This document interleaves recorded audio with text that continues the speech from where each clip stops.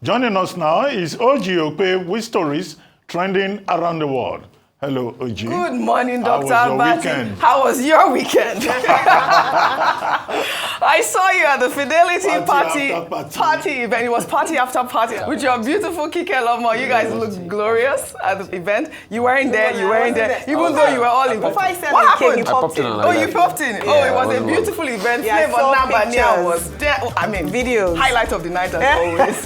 And congratulations to Dr. Neka Onyeali-Ikpe for that beautiful, beautiful party. She was honoring her employees as well. Winning together. And winning together really was the theme. Yeah. Very good, very good. Rufy on fire. How are you this morning? After party. I mean, this whole December, I told you. Celebration after celebration. I was out watching Everybody Loves Jennifer yesterday. Yes.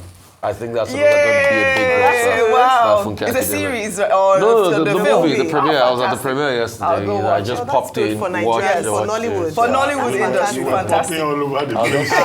No, that was you, Dr. Abati. Then I had another birthday. You confessed.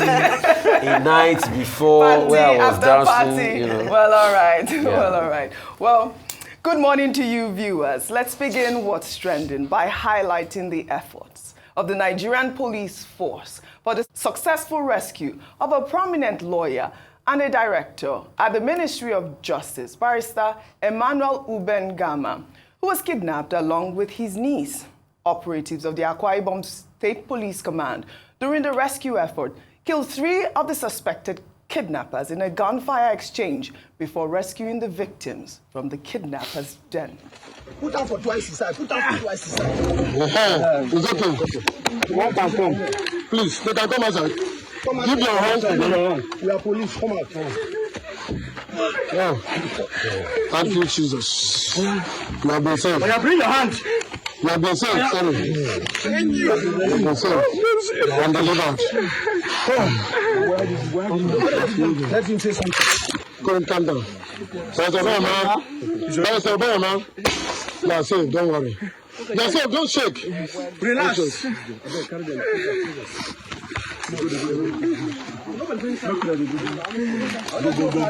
Go fast. Oh, don't rush yourself. Don't rush. We are here. Go. Don't fear anything. My client. Don't fear anything. That's our Nigerian police. Nigerian police. Correct. Action. If you do good, we praise you. If you don't do good, we don't praise you. Absolutely. Police, well, yes. kudos to the Commissioner of Police in Akwa Ibom State, Joseph Aribo, for the quick response to the incident after the kidnap was reported by family members. The CP has declared zero tolerance to crime, especially during the Yuletide season. Kudos to Akwa Ibom State. I mean, that was amazing. Imagine Ayo in a septic tank. Can you I can't imagine. I mean, there's also... Of course he'll shake. Yeah, so, I mean, but of course now, victory at last for them. So good. And I hope that they get some sort of, therapy after this, because I cannot imagine how traumatizing that could have been. And PTSD. This is happening everywhere. Kudos again to the Nigerian police force. Well, in another development, human rights activist and lawyer Chidi Odinkalu has caused a frenzy on social media with his article titled, "In the Matter of Dele Farotimi Before the Star Chamber," after revealing that the Ekiti State's criminal law of 2021 does not include the crime of criminal libel or defamation, which human rights advocate Dele Farotimi is being charged for. The lawyer further stated that Section 70 of the law only contains a crime of causing disaffection or breach of the peace through offensive publication, which is punishable by 6 months in prison, and that is, however, not the issue in Farotimi's case. Odinkalu also stressed in his article that the charges presented by the Nigerian police force did not also disclose a crime over which a magistrate in Ekiti State could purport to exercise lawful jurisdiction, and that despite the absence of jurisdiction, the magistrate proceeded with undue haste to order the remand of Dele Farotimi in prison until December 10th, a day ironically set aside to mark International Human Rights Day. Well, let's take some reactions. This is from Atedo Peter's side. He wrote, I consider this article by Chidi Odinkalu to be compulsory reading for those who still wonder what all the fuss is about re Dele Farotimi being abducted in Lagos to appear before an Ekiti magistrate. Thousands of Nigerians are charged to court every day, and many of us do not get involved if they are not remanded in custody for a misdemeanor unnecessarily. We leave them to defend themselves before a court that we presume will give them a fair hearing. We only get excited when we fear that some rich man or man might be using their privileged position in society to get the police to go after a poorer person. Hashtag free Dele Farotimi. While Mood wrote, if truly the Ekiti State criminal law of 2021 no longer recognizes criminal libel or defamation, Dele Farotimi's arrest raises serious legal and constitutional concerns. Was his arrest based on outdated laws or misrepresentation of the current legal framework? Transparency and adherence to the rule of law are essential to maintain public trust in the justice system. Unfortunately, the ship of trust has since sailed. Well, Dele Farotimi's arrest continues to spark controversy over the powers of the judiciary and the rule of law. An old video of Adamu Bukachiwa, the senator representing Bauchi North, has now resurfaced on social media, where he stated during a valedictory session of the 9th Senate that he often influenced his wife, Zainab Bukachiwa, a former president of the Court of Appeal's decisions while she was in office, an accusation she vehemently denied. I know, I look at faces in this chamber whom have come to me and sought for my help when my wife was the president of the Court of Appeal. We know ourselves. I must say that, okay, to round up, since that's what you want me to do, I will do that. And I must thank particularly my wife, whose freedom and independence I encroached upon while she was in office. And she has been very tolerant and accepted my encroachment and extended her help to my colleagues. Distinguished, please, I don't think this is a good idea, go in this direction. It's not a good idea. It's not a good idea. All right, Dr. Vati, you know that this video will come up because it is quite apt, given the time that we are in right now in Nigeria with the judiciary, Dele Farotimi's arrest, and that book. But what happened to this investigation, really, with Bukachiwa? And I also want to find out whether or not you read through that article by Chidi Odinkalu and those laws in Ekiti State that, you know, Dele Farotimi is being charged for, whether or not they're appropriate. Well, nothing came out of the Bukachiwa case. And I We're think, still waiting. You know, the husband also reversed himself, said, you know, he didn't quite mean it that way. That he didn't mean it? Yeah, and the woman and the learned judge also, of course, denied that anything of such ever happened, having had a distinguished career on the bench. But let's deal with the article by Chidi Odinkalu and so many other articles that have been written and, you know, generating interest. The matter is now of public interest. That's why you find everybody commenting. Well, Chidi Odinkalu has a PhD in law, so he knows what he's talking about. But the issues he has raised, let's just break them down very quickly.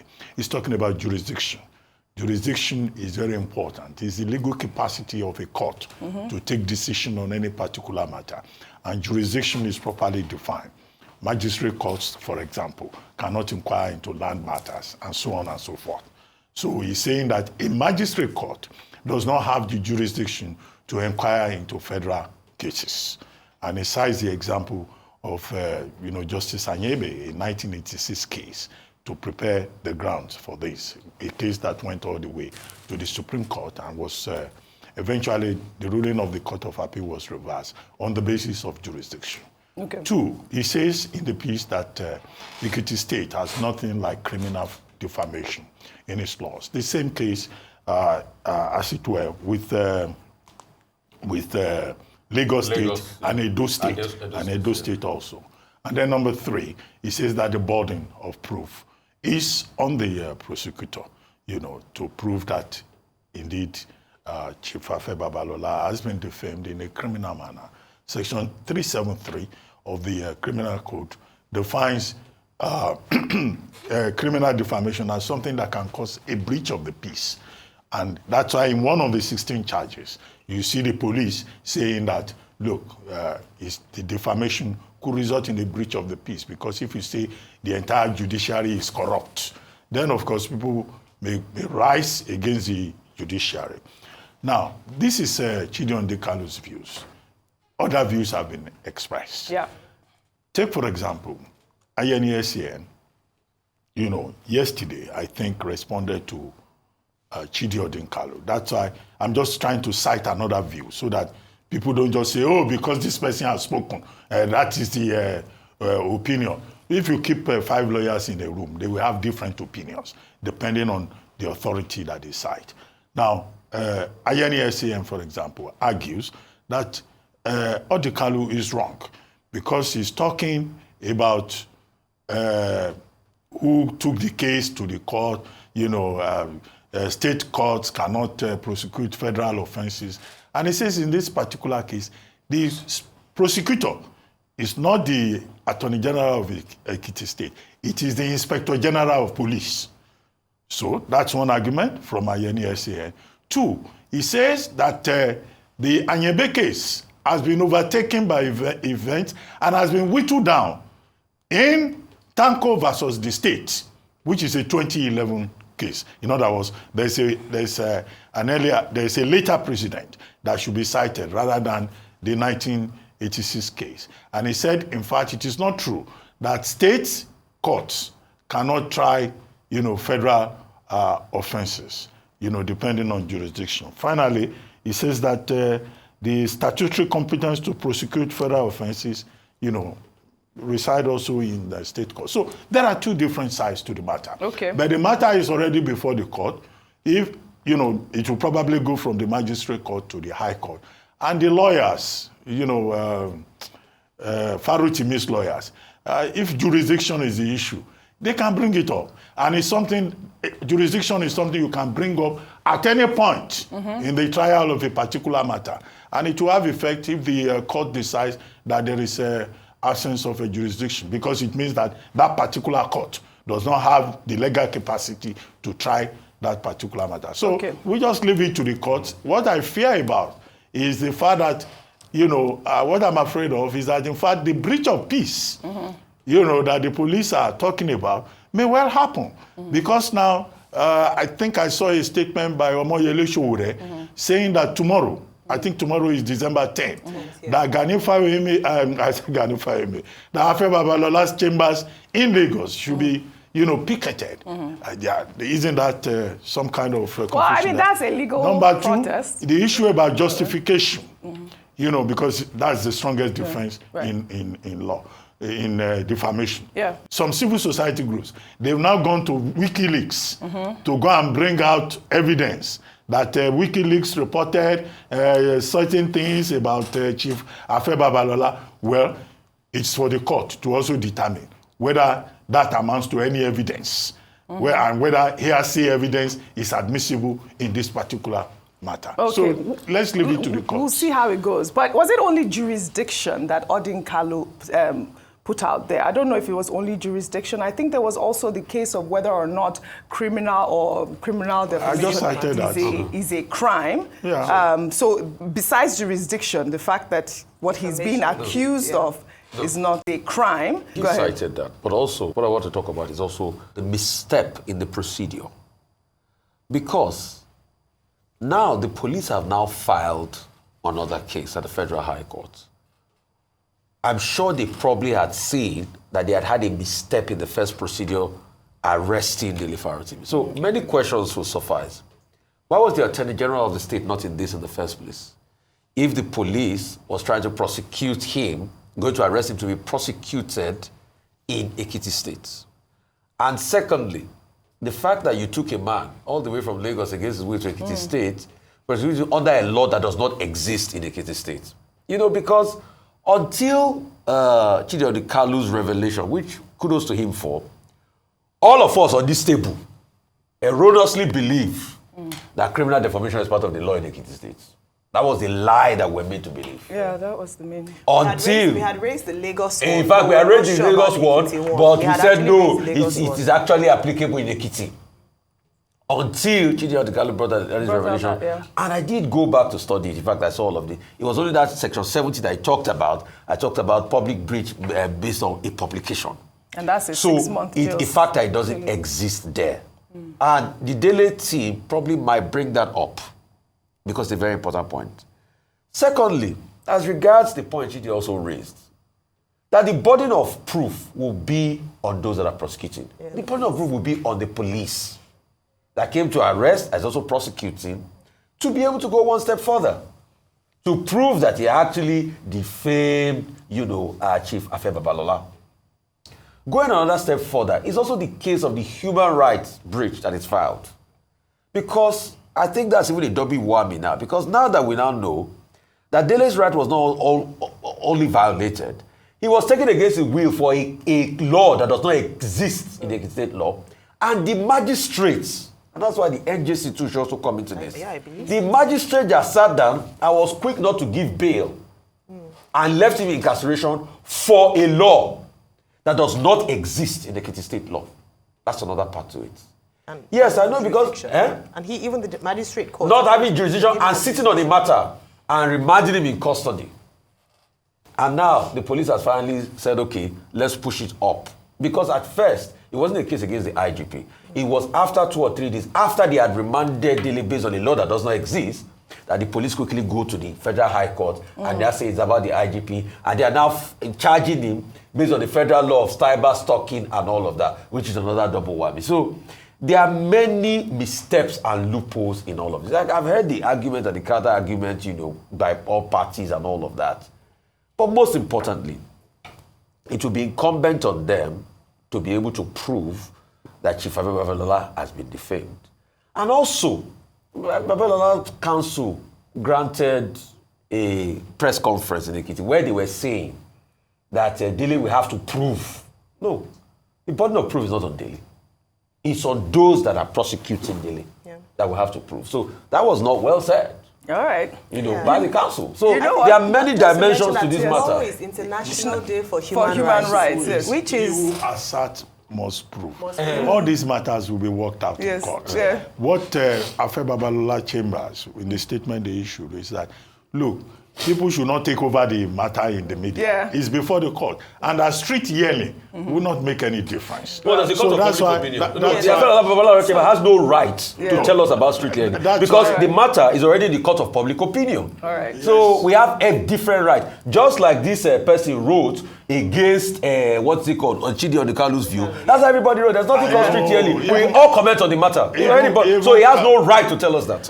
Even carpenters and vulcanizers, everybody, they are commenting. Even tuke drivers, they are commenting.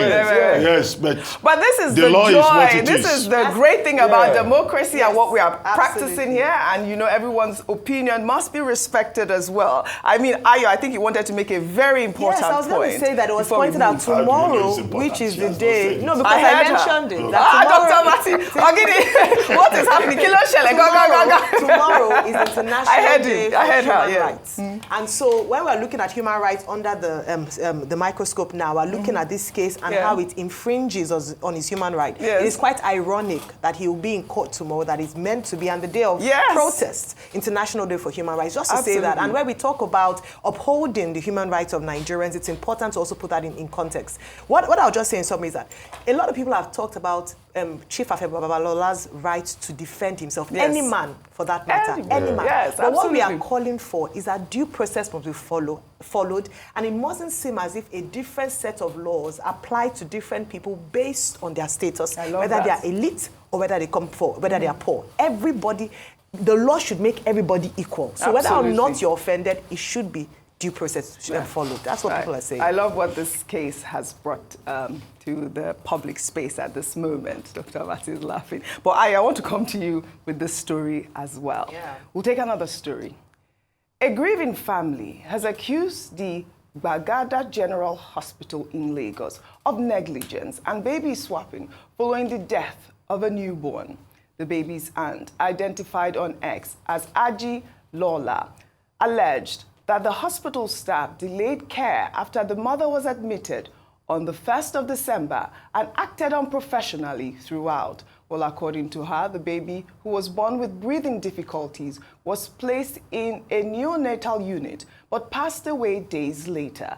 The family further claimed that they were given the wrong baby's body at the morgue. The incident, shared with photos on social media, has sparked public outrage with calls for an investigation. I mean, this is exactly what I am doing here. I am calling for a serious investigation to this serious allegation. I mean, can you imagine the whole story? I'd love for you to, I know that you read the story. I'd like for you to share your perspective. I saw it first on X, where the aunt had come out. I mean, obviously looking for a platform to be able to get some form of justice following what happened at Bagada General Hospital. The detail of the story you already highlighted, Oji.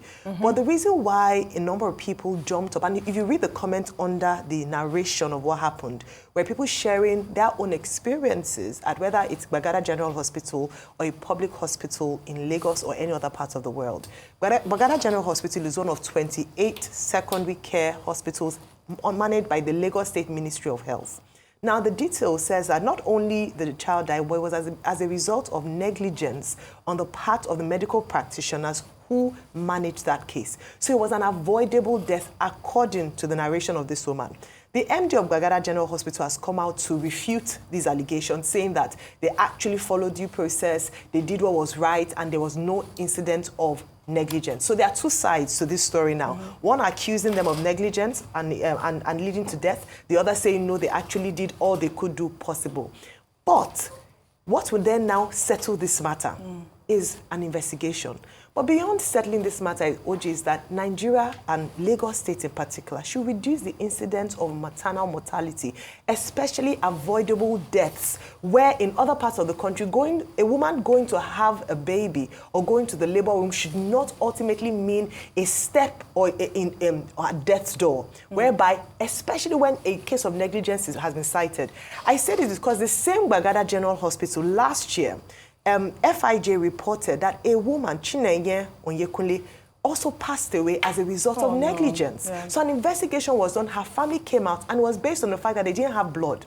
They were performing a procedure on her, and they didn't have access to blood. You know, simple things that in other parts of the world should be really basic. Yes. So what we're saying going forward is this, beyond an investigation, is that erring doctors should be actually charged to court. So there's a case currently in court. Involuntary manslaughter is one of the charges that can be brought up against them if they are found culpable.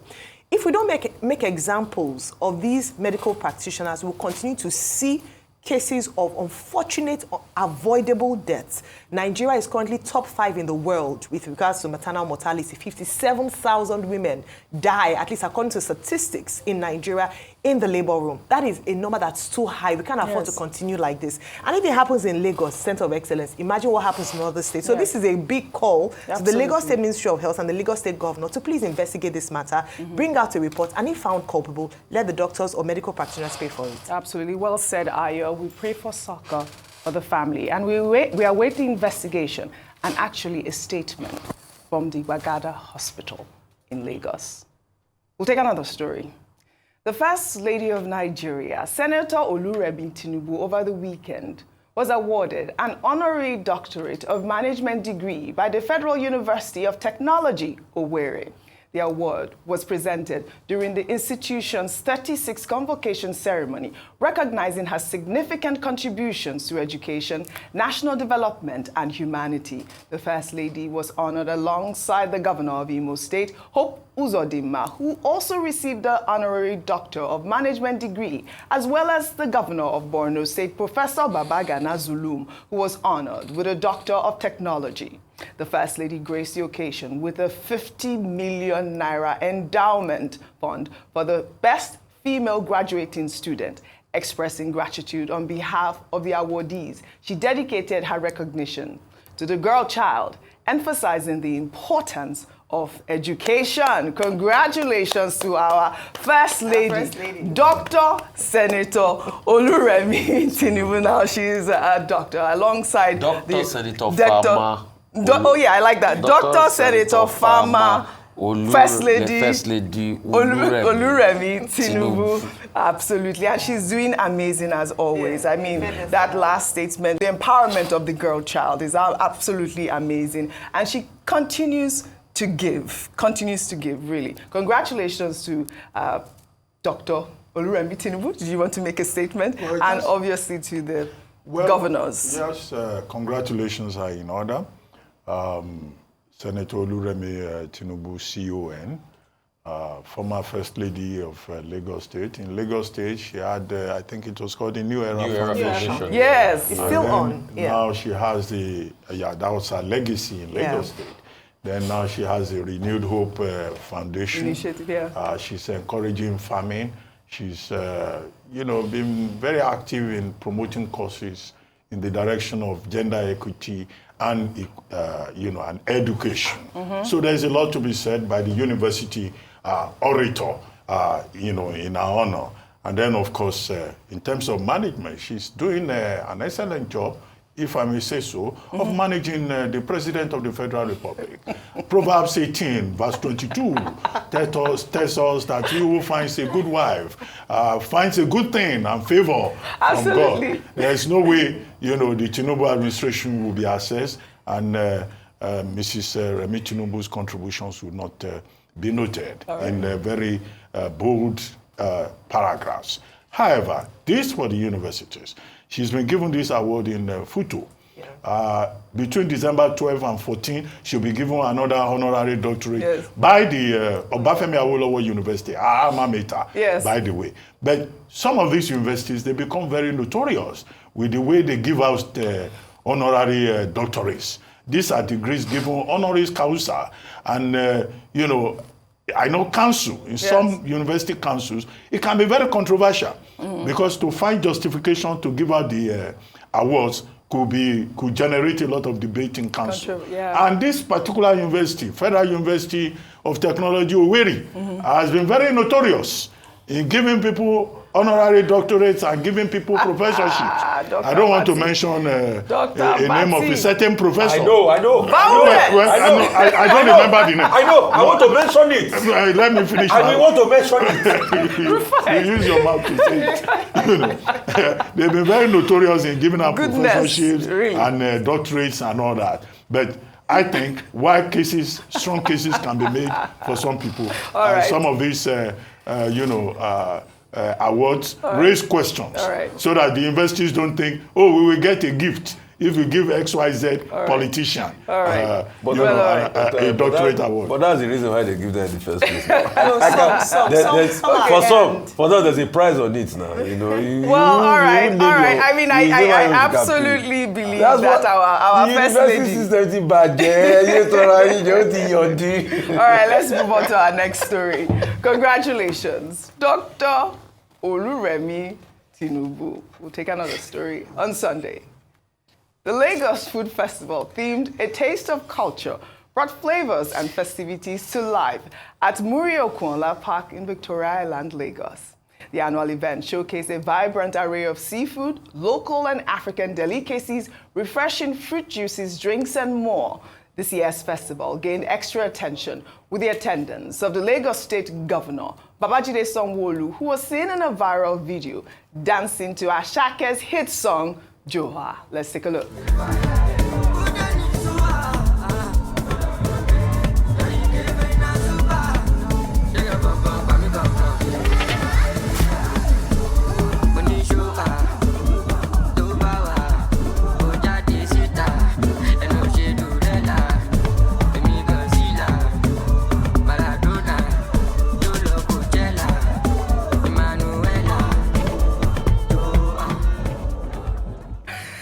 get that move or not. You know the move. But I love your state, by the way. Can I tell you? You guys are doing so awesome. Really, I love that. Yeah, I love that whole thing. Kudos to and congratulations to the organizers. Just shows how important. Talk about Acheke in Ivory Coast the other day, and how important food is to culture. And to see the governor supporting this is beautiful. And to see the colorful culture, especially at this time. So well done. More dancing. More dancing. Echo for show. Echo for show. I loved it, especially this Yuletide season. Congratulations to the governor of Lagos State. Well, let's now head over to Ghana, where the 2024 presidential election wrapped up over the weekend with the country's former president, John Mahama, making a comeback by winning the election after his main opponent, Muhammadu Bawumia, conceded defeat. Nigeria's chairman of the Independent National Electoral Commission, Professor Mahmood Yakubu, who was an observer during the election, commended Ghana's electoral process. He further highlighted the lesson that Ghana learned from Nigeria in the area of managing constituency election results, eliciting a wave of reactions. Let's take a look. Well, it has been a very interesting election. We came here as part of the ECOWAS network of electoral commissions with colleagues from Sierra Leone and Liberia. It's a lesson that Ghana also learned from Nigeria in the area of managing constituency election results. Until the last election in Ghana, all results come to the EC headquarters in Accra. That is parliamentary and presidential. Although Ghana is not a federal system, but they learn from Nigeria where you have returning officers that announce results for parliamentary elections in the various constituencies around the country. Only the presidential election results come to Accra. So in Nigeria, this is what we have done, and they borrowed a leaf from us, and this is the second time they're implementing that. That's why, as you can see, the declaration of the presidential election result was a lot faster than it used to be in the past. All right, kudos to the good people of Ghana. They borrowed a leaf from us, but of course, you know that this has caused some reactions. Let me take from Pure Stanley, who wrote, "The audacity. Ghana conducted and did their election under 24 hours. Results were collated, counted, and announced in due time. There was no technical glitch or emergency shutdown of the IREB. But if this was Nigeria, technical glitch and emergency shutdown of the IREB would have finished the lives of Nigerians by now, and results will be announced at 4 a.m. That was quite cheeky, but it's the truth. Let's ask him. But it's the truth. We know that Ghana has a very small population. But this technical glitch and all of the comments that Pure Stanley made here is quite America has a larger population, but they quickly declared the results on time. But see, like Pure Stanley asked, I just have one question. What's your question? You say we've learned they learned everything from us. Yes. But why is it that Ghana did not learn technical glitch from us, from IREV? That's it. And he should answer. Why is it that till date, there were two elections that they keep saying, Oji. It was only the presidential election that had come. Yeah. So he should tell us that. He should stop all of this that he's saying. He should tell us that. He should stop talking. Well, congratulations to Ghanaians. Rufy on fire! He should tell us. Well, all right. If we are reserved that work, he should tell us by now what made technical glitch. Technical glitch. Congratulations to the people of Ghana anyways. Well, before we end what's trending today, let us highlight the Betsitsa Home for the Blind as the school wraps its 2024 World Disability Week in our Good News Report.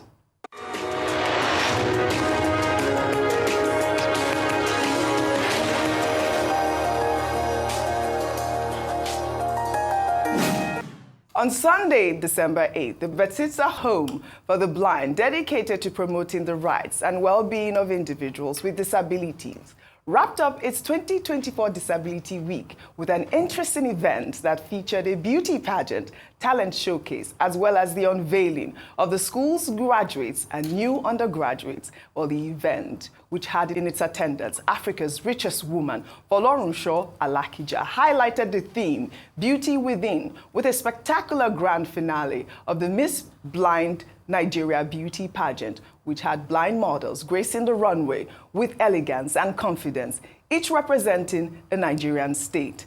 Deborah Ogunshina from Ogun State emerged the new Miss Blind Nigeria. Ogunshina noted during her reign, She plans to promote opportunities for blind artists and writers through exhibitions and literary festivals. Ogun State, ladies and gentlemen. Ogun State oncoming. Miss Imo oncoming. Happy to announce to you, Miss Ogun State.